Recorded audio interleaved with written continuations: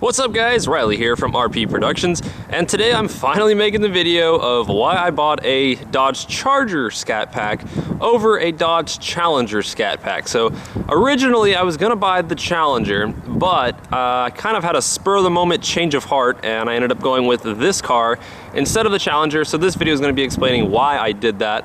I'm gonna go ahead and apologize in advance if there is a lot of wind in this video. I'm on top of a parking garage right now, and you know, the lighting was just too good up here. It's perfect timing, golden hour.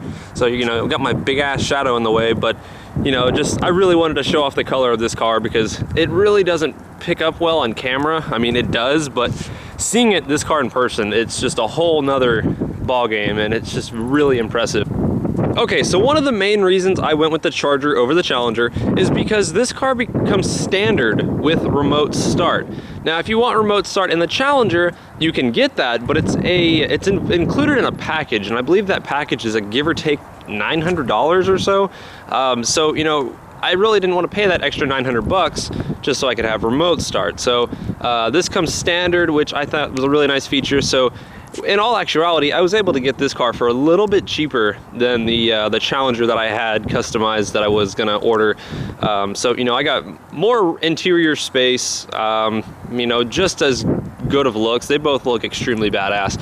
But you know, I was able to get a little bit more features, more bang for your buck, I guess you would say, out of the Charger, and so that's why I went for it.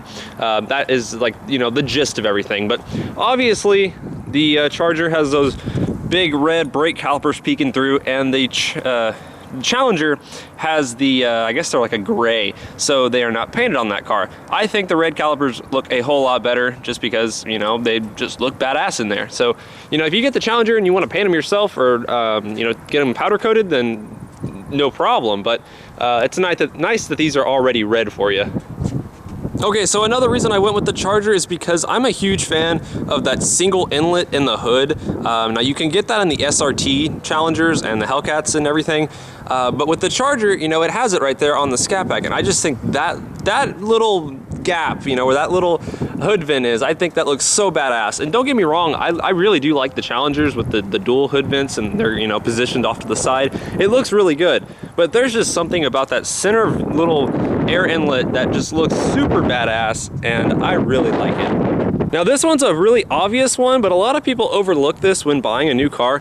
Insurance cost. So to insure the Challenger would be a little bit more, actually a decent amount more than the Charger. I mean, this is considered a sedan, so that helps out tremendously when dealing with insurance, because, you know, insurance companies, they see a two-door coupe and muscle car and they're like, oh god, this isn't good. So it helps out a lot that you have 4 doors. It does not help that you have 485 horsepower, but you know, we try to keep that quiet. Okay, so this is something I'm just completely making up. I have no idea if this is true or not, but I'm going off of personal experience here. The Charger Scat Pack is louder than the Challenger Scat Pack.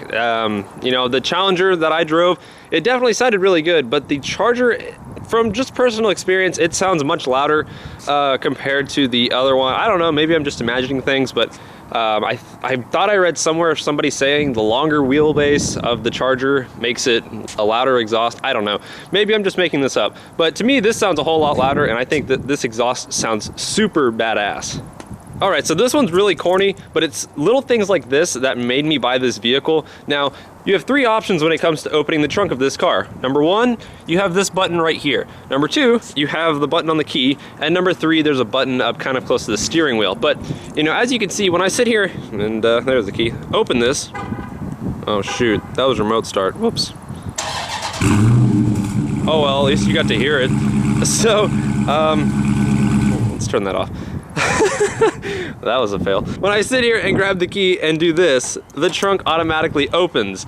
Little things like that make a huge difference to me. So the Challenger, it would basically just kind of pop up about an inch, and then you have to lift it yourself, and you know, you leave fingerprints and stuff. But the fact that there's, you know, you obviously have more space in this car, clearly, but the fact that the trunk opens on its own, I just think that's a really nice little handy feature. And there's also this little grab handle. Now if you do this quick enough, oh, I didn't do it hard enough. But if you do it quick enough and hard enough, you're able to close the trunk without leaving any fingerprints on your paint. So, you know, little thing like that, and I'm not 100% sure on this, but I do not believe the Challenger has one of those little grab handles. So you're pretty much forced to put your hand on the spoiler or the rear deck lid or somewhere back there just to, you know, put fingerprints all over the place. Another reason I went with the Charger, this honestly has no effect on my life, but I just kind of thought it was a cool fact. So everybody knows the Dodge Charger and Challenger Hellcats. Well, the Charger Hellcat actually has a higher top speed compared to the Challenger. The Charger's 204, the Challenger's 199 or 198. The reason for that being is the Charger is like, I think the number is 12%. Don't quote me on that. I believe it's 12% more aerodynamic. So, you know, it's actually able to attain a higher top speed. Now, this has no relevance on my life. I'm not going to be taking this car to 180 unless I'm on some, you know, airstrip somewhere. But, you know, just something kind of cool. The weights are honestly really close to being the same. I believe the Charger's a little bit heavier, you know, just because it has 4 doors, 4 seats, and everything like that. But the freaking... Everybody's gonna complain about this, but the times on both cars are really about the same. They're both the exact same horsepower. With a good set of tires, it's honestly a driver's race at that point. If I was, you know, comparing myself to a Challenger Scat Pack, it's really gonna be close and just kind of depend on who is a better driver, who can get the better launch, and who can hook, because hooking these 245s is near impossible. So like I mentioned in my last video, 275s are gonna be completely necessary.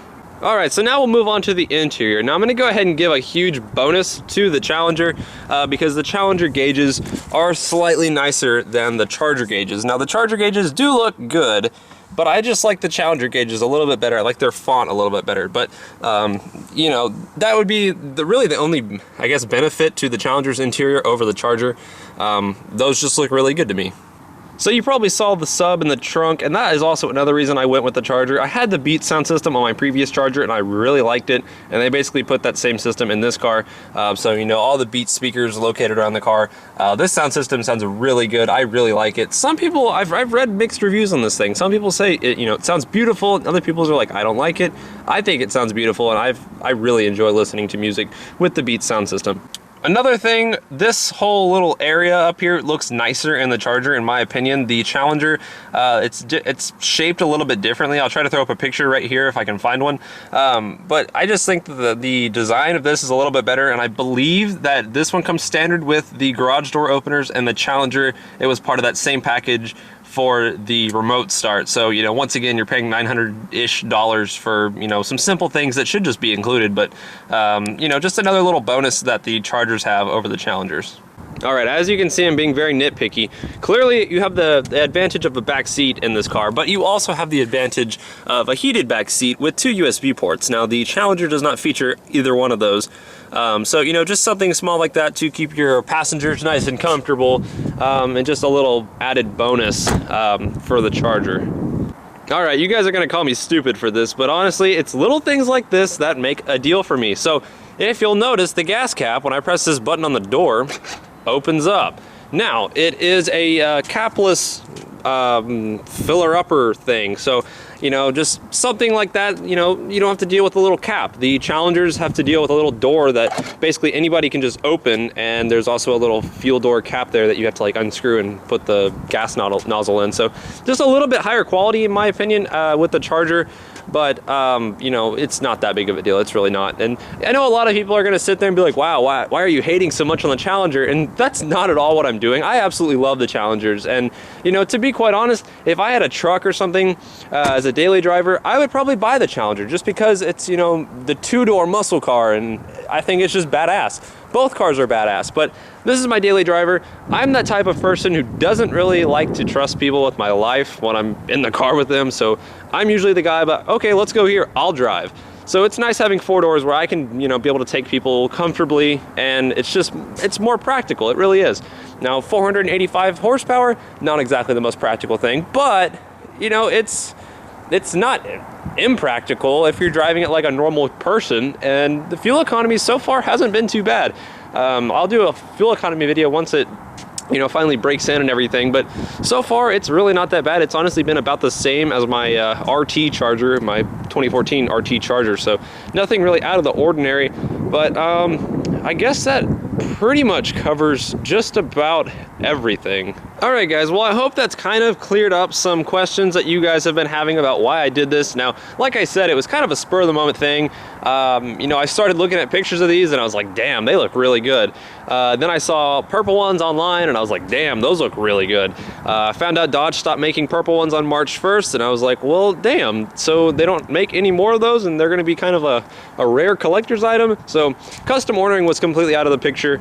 The odds of this car being at the dealership right up the street from my house was just 1 in a million, and I saw it online and I was like, it has every option that I'm looking for in a car. That is exactly what I want. I'm gonna go look at it. So went and saw it in person and it was absolutely breathtaking, completely blew me away, and I'm still honestly in shock that this is my car. Every time I walk up to it, I'm like, holy shit, this is mine. I own this. So, you know, it's just one of those things that if you like the Challenger, then go for it. Buy a Challenger. If you like the Charger, then buy a Charger. Both cars are extremely badass. Really, the cars are about the same, minus the 2 doors and the very minuscule differences that I've pointed out. And you know, I'm sure somebody with a Challenger could sit there and make a video right back at this, giving out why you should buy a Challenger over a Charger for little things here and there. But both cars are extremely good cars, and I'm just a huge fan of Dodge and what they're doing. It's just completely awesome. We live in this time where, you know, 485 horsepower is attainable for, you know, $40,000. It's really not that bad for considering what you're getting. The bang for your buck with these cars is just absolutely fantastic. So guys, I want to thank y'all for watching. You know, once again, as you can see, I haven't done any mods really to it, but they will be coming in the mail this week. So hopefully next time I make a video, maybe not, I don't know. I'm gonna have a whole bunch of videos coming out. I have no idea what order they're gonna come in. I have no idea what mod is gonna come first. So just stay tuned, don't miss a video because they're all gonna be super badass and it should be very entertaining. But I guess that's all for today. So thanks for watching the video, guys. I'll see you on the next one. Take it easy.